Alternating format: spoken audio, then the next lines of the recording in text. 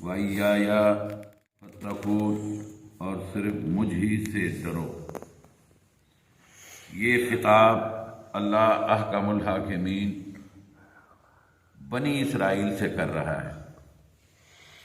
بنی اسرائیل انبیاء کی اولاد ہیں اور ان کا دور بڑا طویل ہے، لیکن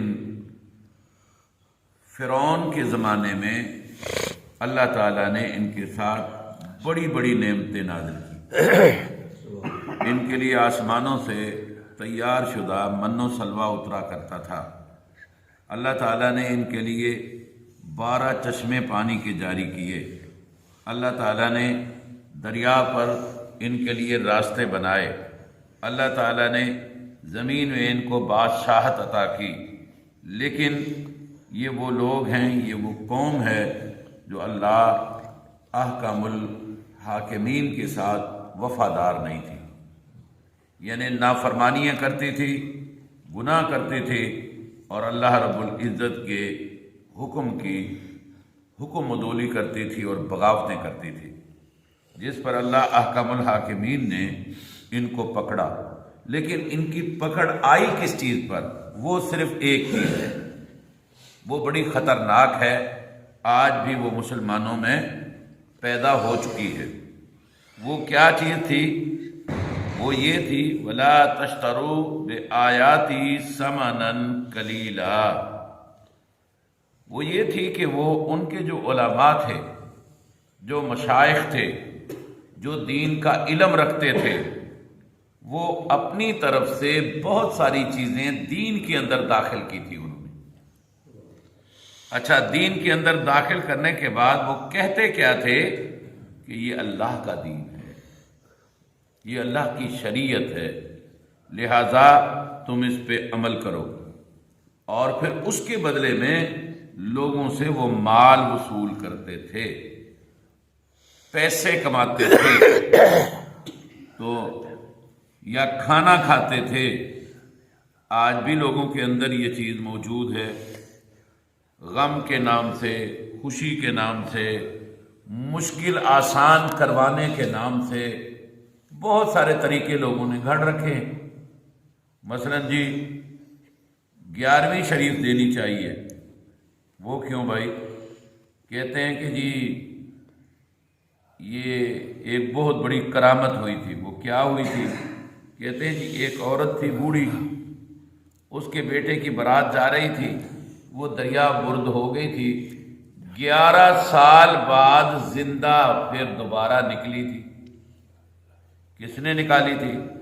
کہتے ہیں جی شیخ عبد القادر جیلانی رحمۃ اللہ علیہ نے نکالی تھی۔ بھائی دلیل کیا ہے؟ کدھر لکھا ہے؟ شیخ عبد القادر جیلانی رحمۃ اللہ علیہ نے اپنی کسی کتاب میں لکھا ہے؟ کہتے ہیں نہیں۔ بھائی پھر کیا دلیل ہے اس کی؟ کہتے ہیں بس تم جو ہے نا ولیوں کو نہیں مانتے ہو۔ بھائی یہ کوئی جواب ہے؟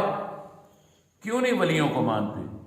ہم تو ولیوں کے غلام ہیں، ان کے نوکر ہیں، ان کے خادم ہیں، جو اللہ کے ولی ہیں۔ واللہ العظیم ہم تو ان کے ساتھ غلامی کا رشتہ رکھتے ہیں، نوکر ہیں ان کے، کیونکہ وہ اللہ کے پیارے ہیں۔ لیکن بلا دلیل، بلا ثبوت کوئی بات کہنا، یہ اللہ کے نبی نے اجازت نہیں دی۔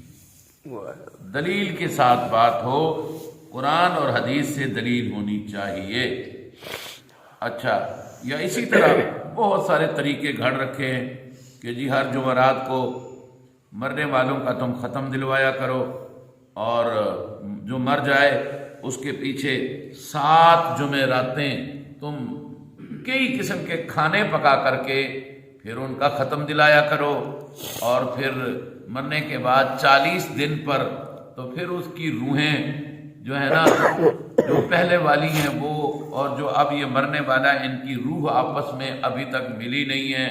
اب بہت اچھا کھانا بناؤ اور مولوی صاحب سے ختم دلواؤ، پھر روحیں آپس میں وہ ملائے گا۔ تو بھائی یہ کہاں لکھا ہے؟ کہتے ہیں بھائی ساری باتیں لکھی نہیں ہوتی، بھائی لکھی نہیں ہے تو اللہ تو قرآن میں کہہ رہا ہے الیوم اکملت لکم دینکم واتممت علیکم نعمتی ورضیت لکم الاسلام دینا، کہ اللہ تعالیٰ نے تمہارے اوپر دین کو مکمل کر دیا ہے۔ محمد صلی اللہ علیہ وسلم کے ذریعے دین مکمل ہو گیا ہے، اس میں ایک ایک چیز کی وضاحت ہو گئی ہے، ہر ایک چیز لکھی ہوئی ہے، اور اس میں یہ تو نہیں ہے۔ کہتے ہیں بس تم مانتے نہیں۔ بھائی کیوں نہیں مانتے؟ اللہ کے فضل سے جو قرآن کے اندر ہے اس کو ہر ایک مسلمان مانتا ہے، جو حدیث کے اندر ہے اس پہ سب مسلمانوں کا ایمان اور یقین ہے اللہ کے فضل و احسان کے ساتھ۔ تو بہرحال یہاں پر اللہ تعالیٰ یہودی جو ہے بنی اسرائیل کو ڈانٹ رہے ہیں کہ تم میری کتاب کے بدلے تھوڑی رقم نہ لیا کرو۔ اس کا مطلب کیا ہے کہ پھر زیادہ لے لیا کریں؟ نہیں، مطلب پورے جہان کی دولت بھی مل جائے دین کے بدلے تو اللہ دنیا کی کوئی حیثیت نہیں ہے۔ اصل جو چیز قیمتی ہے وہ ایمان ہے۔ ایمان کے بدلے، دین کے بدلے کوئی چیز لینا یہ کوئی حیثیت نہیں رکھتی ہے۔ اچھا جی، اللہ کے نبی صلی اللہ علیہ وسلم کی ایک حدیث پاک ہے، سیدنا ابو ہریرہ رضی اللہ تعالیٰ عنہ بیان کرتے ہیں کہ رسول اللہ صلی اللہ علیہ وسلم نے فرمایا، جو شخص اس علم کو جس سے اللہ کی رضامندی حاصل ہوتی ہے، اللہ کی رضامندی حاصل ہوتی ہے، وہ اس لیے حاصل کرتا ہے کہ میں اس کے ذریعے سے دنیا کماؤں گا، تو اللہ رب العزت کے پیارے پیغمبر جناب محمد کریم صلی اللہ علیہ وسلم نے فرمایا ایسا شخص جنت کی خوشبو بھی نہیں پائے۔ کہو استغفر اللہ۔ تو میرے عزیز بھائیو، دین اللہ کی رضا کے لیے ہونا چاہیے، نہ کہ دنیا کے حصول کے لیے ہونا چاہیے۔ اور اسی طرح سیدنا عبادہ بن صامت رضی اللہ تعالیٰ عنہ سے روایت ہے، کہتے ہیں کہ میں نے اہل صفہ کے کچھ افراد کو قرآن مجید پڑھایا۔ اہل صفہ کون تھے؟ جن کے گھر نہیں ہوتے تھے، جن کو دین کی وجہ سے گھروں سے نکال دیا گیا تھا، وہ آ کر کے مسجد نبوی میں ٹھہر جاتے تھے۔ مسجد نبوی کے ساتھ ایک جگہ تھی، ایک چبوترا بنا ہوا تھا، اور اس پر وہ بے یار و مددگار لوگ آ کر کے ٹھہر جایا کرتے تھے۔ اللہ کے نبی صلی اللہ علیہ وسلم ان سے بہت زیادہ پیار کرتے تھے، بہت زیادہ پیار کرتے تھے۔ جب کوئی ان کو کھلاتا تھا اللہ کے نبی اس پہ بہت خوش ہوتے تھے، اور پیغمبر صلی اللہ علیہ وسلم ان کے لیے گھر سے کوئی نہ کوئی چیز لا کر کے ان کو دیا کرتے تھے، کیونکہ ان کے ساتھ بہت بڑی زیادتی ہوئی ہوتی تھی۔ ان سے گھر چھین لیا جاتا تھا، یہاں تک کہ ان کا لباس تک اتار دیا جاتا تھا۔ تو حضرت عبادہ بن صامت فرماتے ہیں میں نے ان کو جو ہے نا قرآن مجید پڑھایا، تو ان میں سے ایک شخص نے اللہ اکبر ایک کمان جس میں تیر چڑھا کر کے شکار بھی کیا جاتا ہے، اس زمانے میں سب سے بڑا ہتھیار بھی یہ تھا، اور تیر اور کمان کے ساتھ دشمن کے ساتھ جنگ کی جاتی تھی، جہاد کیا جاتا تھا۔ اس نے ایک کمان حضرت عبادہ بن صامت کو بطور ہدیہ دی کہ آپ نے مجھے قرآن پڑھایا ہے، آپ یہ میری طرف سے ہدیہ رکھ لیں۔ حضرت عبادہ بن صامت نے وہ قبول فرما لی، اور اللہ کے نبی کے پاس حاضر ہوئے، اللہ کے نبی میں نے قرآن پڑھایا ہے، اس نے یہ مجھے تحفہ دیا ہے، اور میں نے اس سے جہاد کرنا ہے، نیکی کا کام کرنا ہے، تو آپ کیا فرماتے ہیں میرے لیے؟ اللہ اکبر۔ اللہ کے نبی صلی اللہ علیہ وسلم نے فرمایا عبادہ اگر تو نے اس سے یہ کمان قبول کر لی تو پھر تجھے جہنم کی آگ کا توق پہنایا جائے۔ استغفر اللہ، استغفر اللہ۔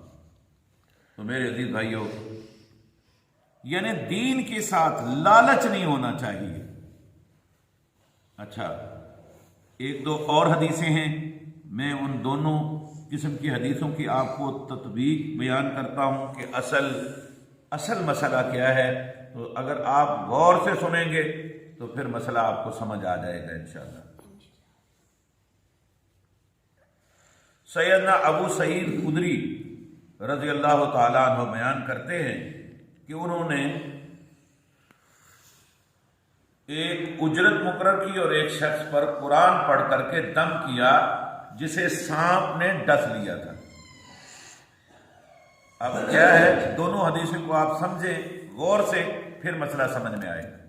حضرت عبادہ بن صامت کو اللہ کے نبی نے فرمایا کہ اگر تو نے یہ کمان لے لی تو جہنم کی آگ کا تجھے توق پہنایا جائے گا۔ حضرت ابو سعید خدری رضی اللہ تعالی عنہ ایک سفر میں تھے، قافلہ تھا، ایک گاؤں سے باہر پڑاؤ کیا، گاؤں والوں کو کہا کہ ہم مسافر ہیں، بھوکے ہیں، ہمیں کھانا کھلاؤ۔ گاؤں والوں نے کہا ہم نہیں کھانا کھلائیں گے تمہیں۔